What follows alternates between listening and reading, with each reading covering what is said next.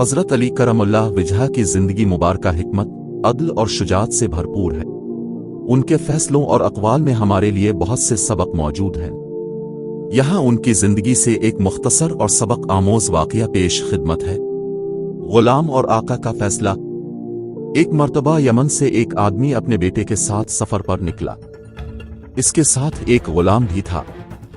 سفر کے دوران کسی بات پر بیٹے اور غلام کے درمیان جھگڑا ہو گیا۔ کوفہ پہنچ کر غلام نے دعویٰ کر دیا کہ یہ لڑکا میرا غلام ہے اور میں اس کا آقا ہوں۔ اس نے لڑکے کو بیچنے کی کوشش کی۔ یہ مقدمہ جب حضرت علی رضی اللہ عنہ کی خدمت میں پیش ہوا تو اپنے خادم سے فرمایا، کمرے کی دیوار میں 2 بڑے سوراخ بناؤ اور ان دونوں لڑکے اور غلام سے کہو کہ اپنے سر ان سوراخوں سے باہر نکالیں۔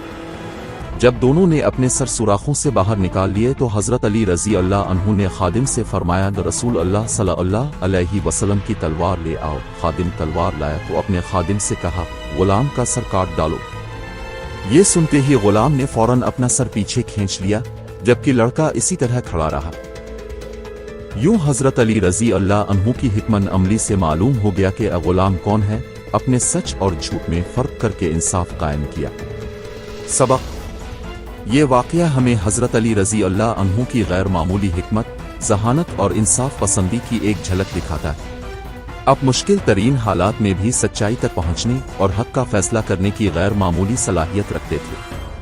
یہ واقعہ ہمیں یہ بھی سکھاتا ہے کہ صبر اور عقل سے کام لیا جائے تو حق خود بخود سامنے آ جاتا ہے۔